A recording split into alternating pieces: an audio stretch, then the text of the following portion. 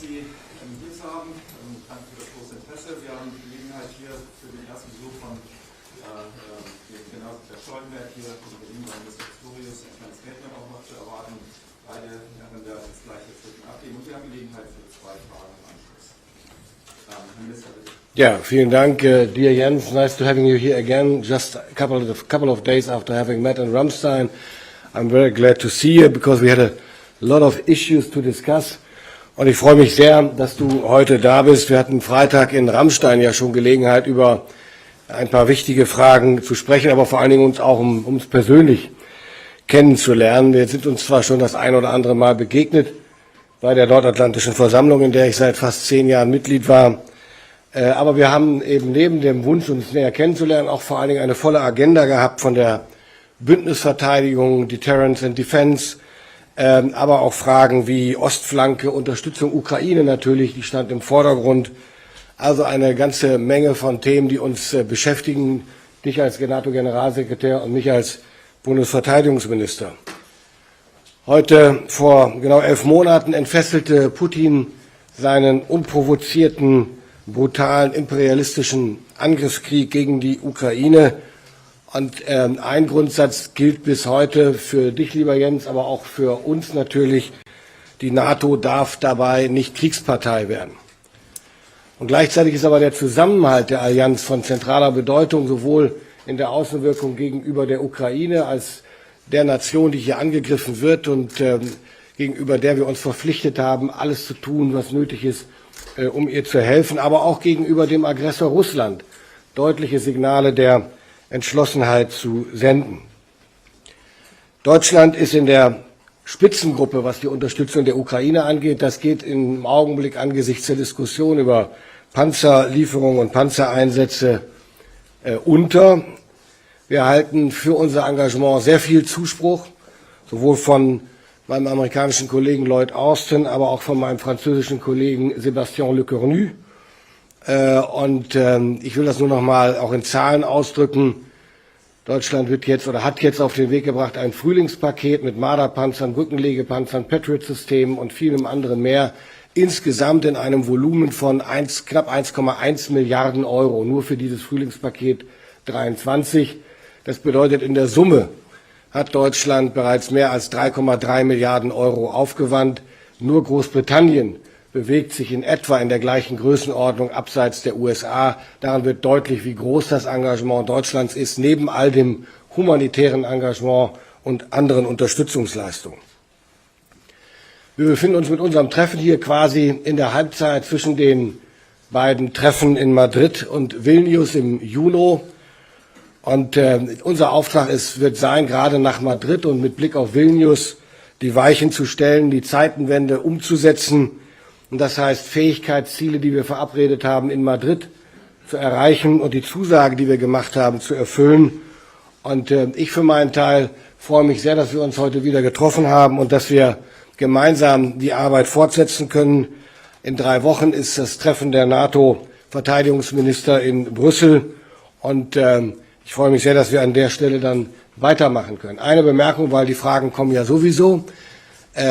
Die Frage nach den Leopard-Panzern. Es gibt noch keinen neuen Stand. Ich habe immer gesagt, ich rechne damit, dass in Kürze eine Entscheidung fällt und davon gehe ich nach wie vor aus.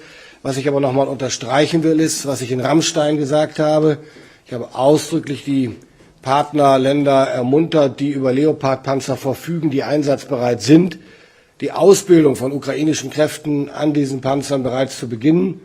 Das ist da, wo das möglich ist und gewollt ist, überhaupt gar keine Frage. Da stehen wir nicht im Weg.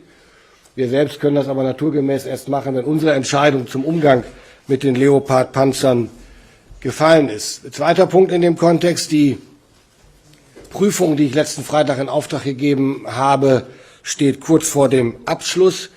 Und da ging es, ich wiederhole es auch gerne nochmal, nicht darum zu zählen, wie viele Panzer wir haben. Das wissen wir selbstverständlich, das können Sie mir glauben. Sondern es ging darum, die Bestände abzufragen, die Industriebestände und die Industriepotenziale, die Kompatibilität, und das wird immer unterschätzt, die Kompatibilität der Leopard-Panzertypen der verschiedenen, die Partner haben, weil genau dabei kommt es dann darauf an, welche Einheiten, welche Verbände kann ich wo zusammenschließen, die dann auch was Nachschub und Unterhaltung und Instandsetzung dann auch vernünftig versorgt werden und zum Einsatz gebracht werden können. Darauf bereiten wir uns jetzt vor und für den Fall einer positiven Entscheidung werden wir dann sehr schnell handlungsfähig sein. Und ich will noch mal auch deutlich unterstreichen, es ist nicht so, wie immer wieder beschrieben wird, dass es eine Uneinigkeit gibt oder dass Deutschland isoliert sei. Es gibt einen Abwägungsprozess, der in den Mitgliedstaaten unterschiedlich geführt wird. Aber das Zusammentreffen am Freitag in Ramstein hat sehr deutlich gezeigt, dass es eben Länder gibt, die genauso sorgfältig abwägen wollen, wie das der Bundeskanzler tut. Und es gibt Länder, die sind sehr forsch in der Forderung. Das ist auch in Ordnung. Und das zusammenzuführen, ist am Ende die Aufgabe einer Nation wie Deutschland, die den Anspruch hat, auch Führungsrollen zu übernehmen in dieser Frage, nämlich das zusammenzuführen, um zu verhindern, dass der Eindruck von Uneinigkeit entsteht. Und deswegen ist mein Appell an alle Verbündeten, bitte auch nicht durch die öffentliche Diskussion dazu beizutragen, dass der Eindruck entsteht, wir seien uneins. Wir sind es nicht. Das ist ein Prozess und die Zeit muss man sich nehmen.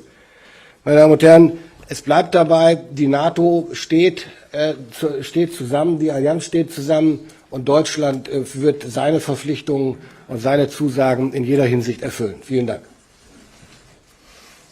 Ladies and gentlemen, Jens, I'm delighted to have you here today so soon. We saw each other before, we have met before. I've been a member of the NATO Parliamentary Assembly for almost 10 years now, so we have met before, but it was nice for you to come here and to discuss some questions and to get to know each other at a personal level. But apart from that, of course, we had an agenda that we needed to go through, a lot of topics to discuss, and we did that today. It is about collective defense, deterrence and defense, the eastern flank, and of course our support for Ukraine. All these are important subjects. And we can state that 11 months ago, Putin started his unprovoked, brutal and imperialistic war of aggression against Ukraine. And we agree that, of course, NATO must not be one of the warring parties. That must stay as it is. But we must support Ukraine, and that's what we do. And we must show our unity against the outside world, our unity in our dealings with Ukraine, because that is the attacked party and we support them. And also we must show our unity with regard to Russia, the aggressor in this case, and we must show our determination. That is very important. Germany is one of the leading countries here. Apart from humanitarian support, we have provided military support, and we are in the top group of supporters for Ukraine. We have prepared a spring package for 2023, comprising infantry fighting vehicles, bridge layers, the Patriot systems, and other equipment, comprising 1.1 billion euros, and in total we have provided 3.3. So we are, apart from the United States and the United Kingdom, we are one of the top supporters, and that is often forgotten in the public discussion. And we have received a lot of support from my colleagues Lloyd Austin and Sébastien Lecornu, for example. We are now halfway between the two meetings, the summit meetings in Madrid and Vilnius, which will be in June. And we are going to continue to implement the turning point that was announced by our Chancellor. We must meet the capability targets and live up to our promises. I'm looking forward to cooperating with you on that matter, and in 3 weeks' time we will meet at the NATO Defence Ministers meeting in Brussels. Now, let me make one more remark, because there will be questions about that anyway. Of course, the discussion about the Leopard tanks. I can tell you there is no new information here. The situation has not changed, and we are preparing our decision, which will come very soon. As I pointed out in Ramstein, we are encouraging our partners, if they want to and if they have the possibility, to start training on these Leopard vehicles if they wish to do so. We are not stopping anyone. But as I said, we are preparing our decision. Then secondly, as I announced last Friday, we are looking into the matter, what the current status is regarding our Leopard tanks. And of course, it's not just a matter of counting our tanks. We know how many we have. It's a lot more complicated than that. We need to look at the potential we have, that industry has, the stocks that they have, and of course, compatibility. That is often forgotten. That is an important matter because the different types of Leopard vehicles must be compatible, and it's important to look into the matter, what can be combined with what, also when you think of matters such as logistic support, repair and supplies. And we're preparing that to be in a position to act fast when the situation arises. Secondly, it is often said that there's a lack of unity amongst the Allies, or that Germany is isolated, but that is not the case. And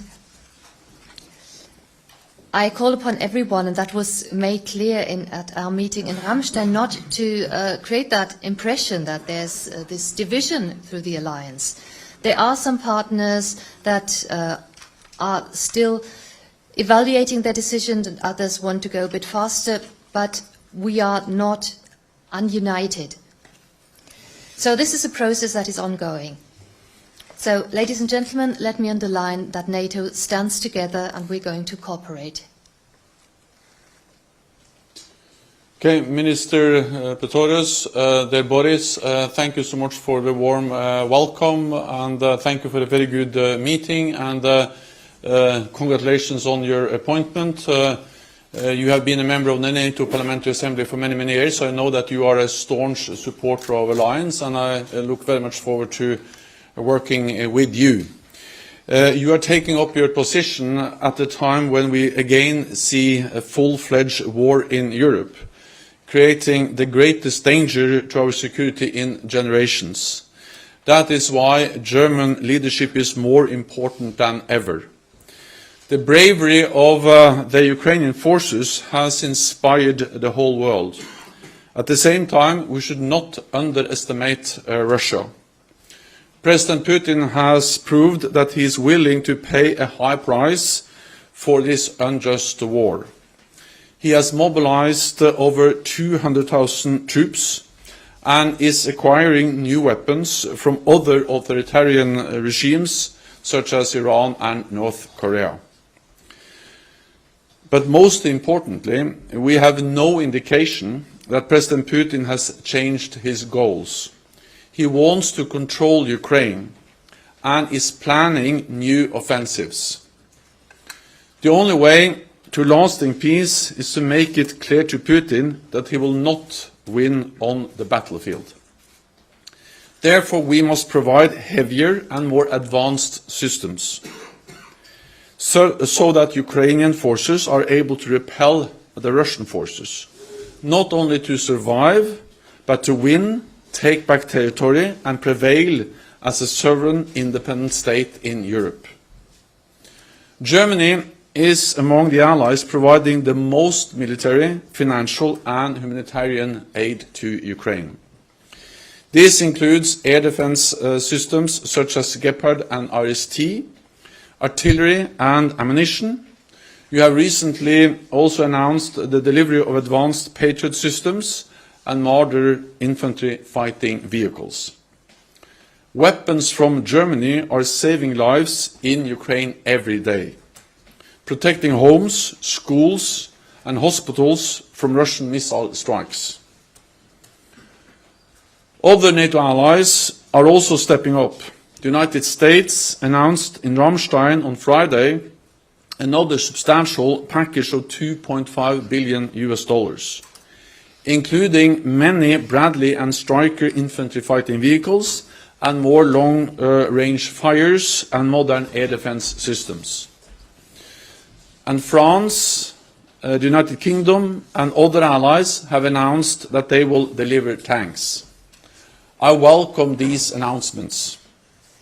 At this pivotal moment in the war, we must provide heavier and more advanced systems to Ukraine, and we must do it faster. I therefore welcome our discussion today. We discussed the issue of battle tanks. Consultations among allies will continue, and I'm confident that we will have a solution soon. Germany plays a key role in our alliance. The Zeitenwende announced by Chancellor Scholz is historic. With a special €100 billion defence fund for fifth-generation aircraft, new helicopters, ships, tanks and ammunition. You are already one of the biggest troop contributors to NATO's missions and operations. You lead NATO forces in Lithuania, your jets patrols allies' skies, and 15,000 German troops are committed to NATO's rapid response forces. This significantly contributes to strengthen our deterrence and defence. So, Minister Pistorius, thank you again for our excellent meeting and for very fruitful discussions. I look forward to welcoming you to our Defence Ministerial meeting in Brussels next month. Thank you. So we have time for two more questions. Mr. Hauptmann from the DPA first. Hier ist das Mikrofon. Herr Generalsekretär, wie entscheidend ist aus Ihrer Sicht die Frage, ob Kampfpanzer geliefert werden für den weiteren Kriegsverlauf in der Ukraine? Besteht die Gefahr, dass die ukrainischen Streitkräfte von Russland gewissermaßen überrannt werden könnten?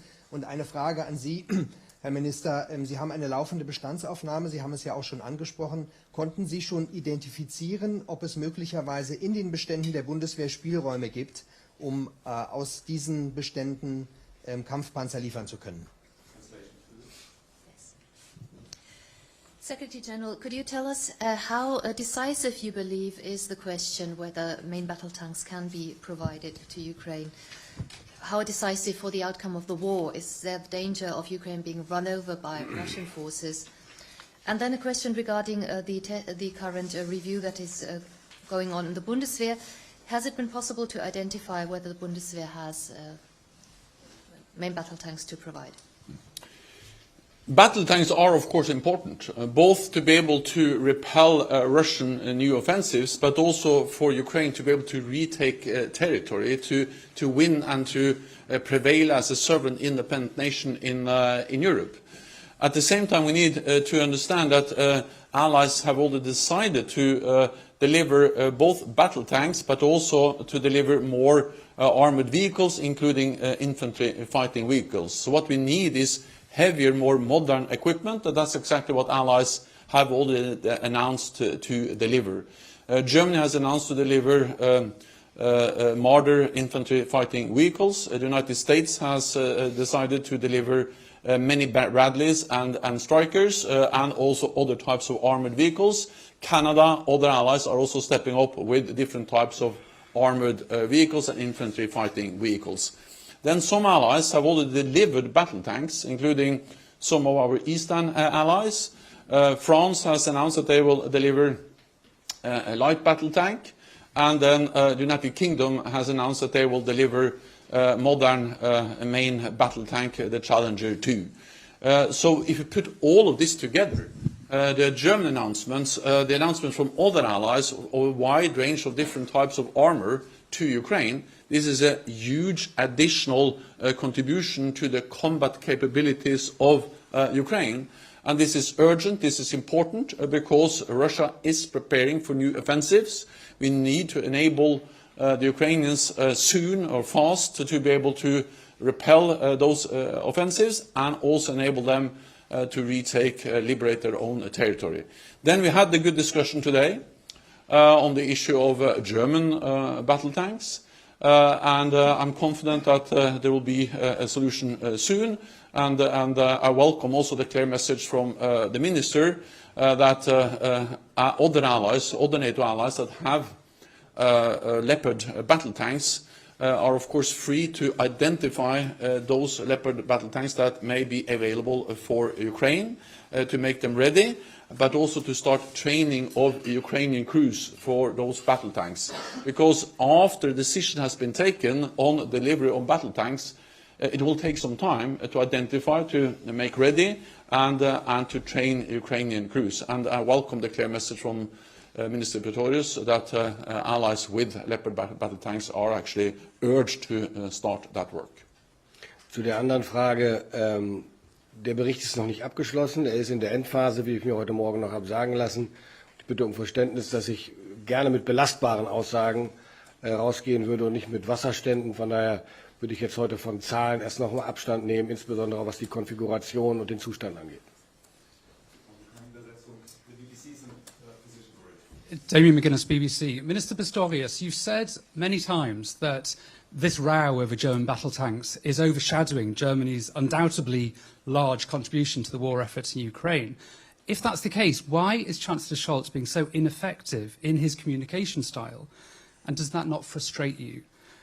Mr. Stoltenberg, how frustrated are you by this row over German battle tanks and the risk that that will create some, at least the impression of a lack of Western unity?